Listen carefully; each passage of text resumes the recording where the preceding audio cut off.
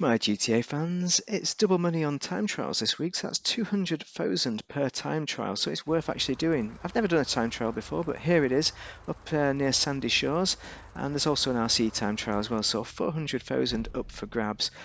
For this one, I just set up and you have a drive around. Most of the track is pretty easy. It's a mix of road and off-road, so motorbikes are good for it. I'm using the Shataro, although the Hakachu drag would also be good for it as well. Basically, both those bikes, because you just put your head down and they're quite straightforward.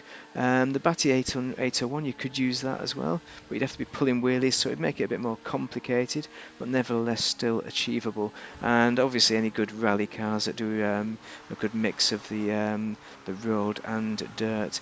And it's really quite straightforward. I did it. I failed actually on my first few attempts because it was raining, so I slid off and was all over the place.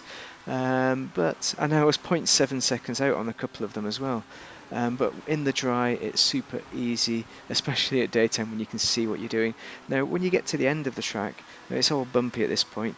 This is the most difficult part because there's a really kind of hairpin corner, or at least it's like a hairpin because of the loose gravel. So you need to be careful with your braking. Here it is. So that's where you want to be careful.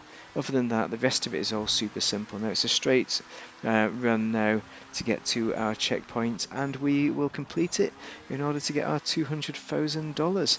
So if you enjoyed that, do like and subscribe, and I hope that's been useful. Bear in mind, over 4 minutes or 5 minutes, you can do a couple of time trials in theory and get 400,000. So earn some really quick money without doing a Cayo Perico, perhaps. Obviously, it's not as good a consistent earning as the Cayo Perico because you can only do it once. So thank you very much for watching.